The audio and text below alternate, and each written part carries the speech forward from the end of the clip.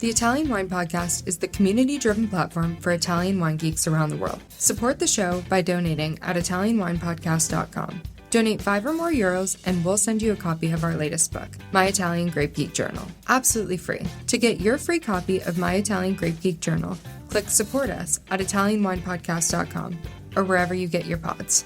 Grazie mille.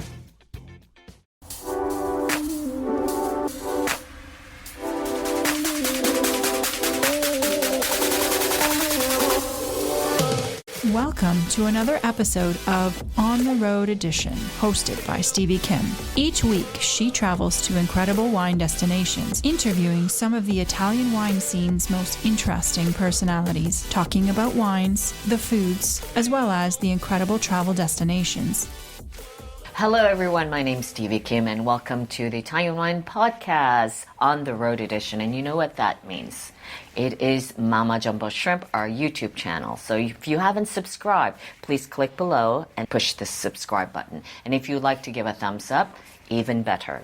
Today we're in Barolo and with one of our favorite families. And with me today, I know I have two ladies. It's a little bit unusual. It is Anna, la mamma, okay, Abbona, Marchesi di Barolo, and of course Valentina, who you can't tell, but she's also going to be a mama very, very soon, right? How far are you into your pregnancy?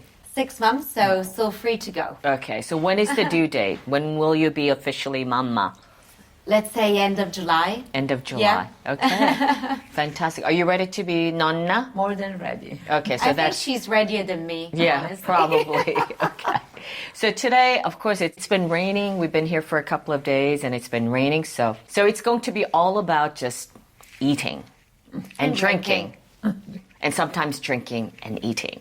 And today we have we have from the restaurant of Marchesi di Barolo, we have a very typical dish, which is... Agua vitello tonnato. Okay, so I know we have a special recipe for this, so you will follow us and you can find out. And the chef's name is? Walter. Is he from this area?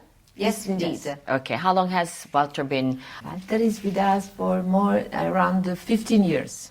Wow, that's a long time, yes, right? Yes. So, and what it's is part of the family? So, and besides the vitello tonnato, which it is a typical Piemontese dish, right? Yeah, of course. Vitello tonnato is typical Piemontese dish, and it is one of the most well-known appetizer from the region. Okay, and what else does Walter make, which is very typical from this area? We make more or less all the typical traditional dishes from the... We have many appetizer as a Langhe region, and then we have homemade pasta and tagliarin, agnolotti, risotto al Barolo. I'm getting really hungry now, and so is Davide, who's behind the camera. So I want to talk to you about today this new wine you have, which is called Piccit, which means small. smaller. Yeah, I think also in Veneto, right? What do you say in Veneto? Piccolo. Più piccolo. Piccinin. So I think it's kind of the same. So why is this called Piccit, and what is it? So the appellation is a Alba DOC. It's quite an unknown appellation because of the challenges that making this wine implies. So it's a blend of the two varieties, Nebbiolo and Barbera, but as grapes, not as the resulting wines from these two varieties. So the challenge stays in finding vineyards that allow you to have Barbera and Nebbiolo ripening at about the same time. But as you know, ripening times are quite different. Barbera is a little bit earlier compared to Nebbiolo, which is late ripening variety.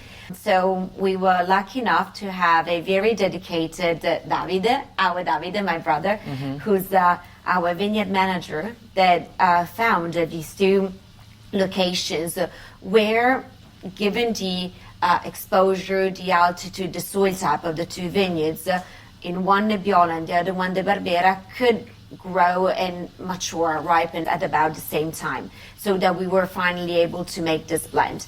70% Nebbiolo, 30% Barbera. So compared to the big and important appellations of the region, the noble appellations such as Barolo, the king of wine, or Barbaresco, which sometimes we call the queen of our wines. This is a smaller, like a little prince. So that's why it's called Piccit. Exactly. And how many bottles are you making? So this is the very first vintage. It's still a test, which is having, It's experimental. It's experimental. A lot of success is very much enjoyed because the blend actually works very well together. The two grapes are very complementary. Nebbiolo provides with the elegance, the finesse, the soft tannins, but Barbera on the nose really gives a lot of fruits and juiciness and lifts it with a nice freshness and acidity. We started making around 8 to 10,000 bottles, more or less. We'll see in the future years. So in total, how many labels do you have? You have tons of labels. We have many, but around 36. 36 labels? Yes. It's almost like Alto Adige. But we feel like Yeah. So 36 labels, and how many bottles in total? in total 1,300,000. Depends from the year. Could be a little bit more. Or Right. And what is your signature wine?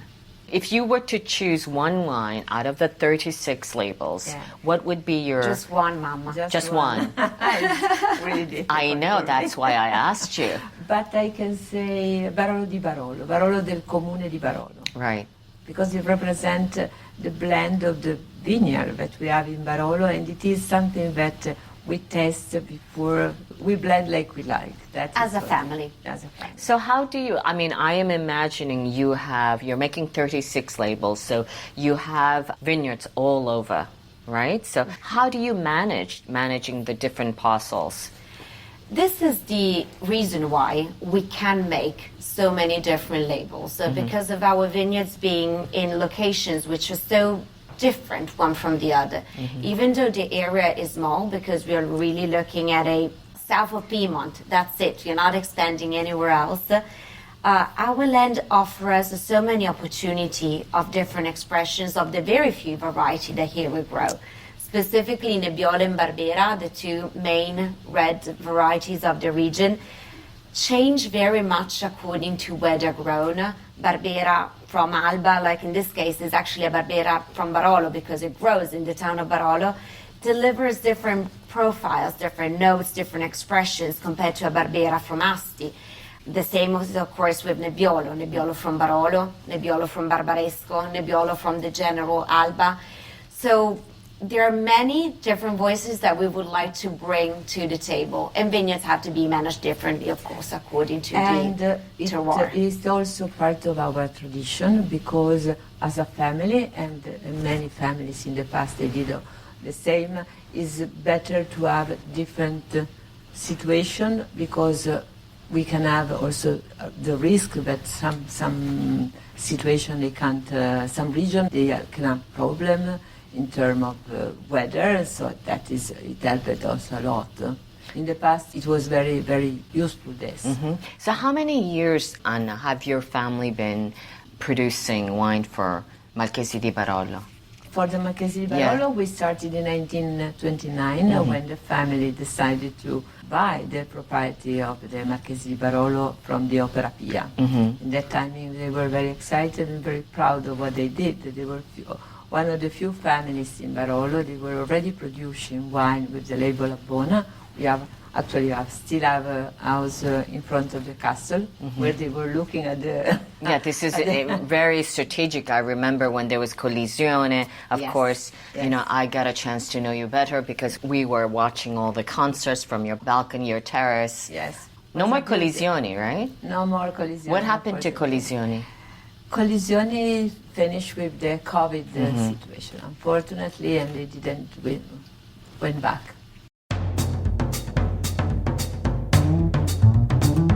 Italian Wine Podcast. If you think you love wine as much as we do, then give us a like and a follow anywhere you get your pods.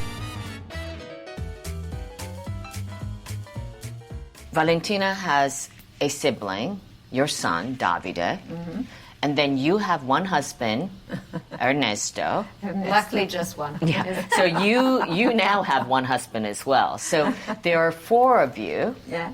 And you're all working in the family business. Yes. So who's doing what? How do you get on? Because you also live together. Yes. So isn't that crazy? Like working and living together 24/7. What is the secret recipe to survive working and living together? You Because go first. We are totally free of saying what we think, and sometimes we argue, sometimes we go on very well, and it is a beautiful experience because I feel fortunate for this because it's not easy to be together and having a lot of joy. Sometimes, not always, but a lot of joy in general. I think that the luck we have is that we are very different one from the other. I mean, it's different personalities, different way of reaching objectives, but the final goal is very much the same. So sharing this project and this ambition, I think that leads us somehow to get along very well. We, besides the business time, also in our private time, we do spend a lot of moments together. And it's a lot, but it's also very beautiful on the other side. Okay, I don't know if I could do that, but I mean, congratulations. I'm not saying you're like Mulino Bianco, but almost. But it's something different because also having the winery open, we are open every day as a restaurant, as a tour visit. What is the name of the restaurant, by the way? It's Marchesi di Barolo Estate. Okay. But having people every day, we are not just us. We are Always sharing. We're sharing with other Yeah, of people. course. That is very exciting, I can tell. It's very something special. We travel a lot, and when this morning I received a phone call from people from Philadelphia. They will come next week, and we met 2 weeks ago. That is, for me, something that it helps to live this everyday life in a family and with our dream. Listen, so I see that you bought another wine. First of all, just one more question for Pichit. Is this the first blend of Nebbiolo and Barbera wine that you're doing, or you've done others before? No, as a blend of grapes, this was the very first time we tried it. Yeah. So it's incredible, all these years, and you never thought of doing this? Only Davide. Only Davide. Well, I don't have the competence of doing so. I can speak about the wine, I can Right. drink the wine, but we needed him in order to lead us through the process. So it's Davide, because he said, yes, I can try. Yeah, okay, very exactly. good. Okay, then let's talk just briefly about the other Pieragal. So what is this doing here? This is a Barbera. It's on the table just because this wine comes from the vineyard just on the Right other here? side of the wall. Yeah, at our back. It's a Barbera d'Alba Superiore, but it's actually a Barbera from Barolo. The vineyard. What does is that a- mean? I'm confused. Oh, you should taste Barbero it. d'Alba, but it's... So the appellation is Barbera d'Alba, but tasting it, I am sure you can understand what I mean. Mama, do you care for some? you. So the intensity that the terroir of Barolo gives to the wine, the richness in the florals, in the fruit, in the juiciness of the wine, together with the softer tannins that most likely Barbera lacks in, but in this case are very much evident, are given just by the soil type of Barolo. The soil type or the terroir in general, so the altitude, exposure, the microclimate. Here we have a lot more richness than what usually you would find in Barbera. And this wine was one of the first challenges for Mom and Dad because it was a vineyard planted in 1980 when they got married. They decided to take away Nebbiolo, so basically Because they we had to renounced. change the vines at that Yeah, time. but instead of substituting them with some Nebbiolo, they decided to plant a different variety, Barbera, which, has always been part of our tradition, but to have it in the very center of Barolo was quite unusual, especially for those years. The idea was to bring back that authenticity that Barbera can show and to share our terroir with more people, as Barbera is more accessible, more affordable, and definitely part of our tradition. I know you have 36 labels, okay? But maybe also some more. Yeah, okay. We don't know. Maybe 36 plus labels. But this I just want to say, because it's a lot of different labels is a lot of different wines. Mm-hmm. It's not just different labels for the same wine. It's very different expressions of our land. That's what they say in Alto Adige too. You see. Okay. And when we talk about 1 million of bottles, I mean million of bottles of many different types. And small production for each one of them. Because of some wine we have. Okay. So my question again is, you have 36 plus labels. Which wine best suits for Vitello Tonato? Well, of course, we can pick and choose a number of them. We can Right. have some Arnaise. I think that Barbera and a more accessible Nebbiolo, like the one in the Alba that has a little blend with Barbera, are just perfect with the softness Yes. of the tuna sauce, with the delicacy of the Vitello. So if you were to choose one, which one would you choose? Barbera d'Alba, Pierregal, or Picit? I will go with the Picit because I'm a Nebbiolo fan. I will go on Patriarch for sure, because this is my favorite. All right. I think with that we can close. But is this also like for a younger generation, maybe? In terms So- of, because I see the packaging. So actually the drawing is a drawing that I did when I was 10. Oh, you're kidding. for Now my you're dad, telling yeah. me. Very important. Very important. You are very talented. Look at that. I was, not anymore. 10 years old? I was 10 years 10 old. years She was very talented. Ernesto asked her to do something. That's very, very cute. Yeah. So the idea of making this wine was there for many years, but we had to wait the right time in order to make it happen. Okay, all right. With that, I think we're going to close because Davide is drooling because he's getting very hungry. So with that, this was a very unexpected, improvised visit, but thank you for having us. And that's what we say, chin chin with Italian wine people. Of course. Chin chin. One of the best surprise for this Chin chin. morning. Thank you. Listen to the Italian Wine Podcast wherever you get your podcasts. We're on SoundCloud, Apple Podcasts, Spotify, Himalaya FM, and more. Don't forget to subscribe and rate the show. If you enjoy listening, please consider donating through ItalianWinePodcast.com. Any amount helps cover equipment, production, and publication costs. Until next time, chin chin.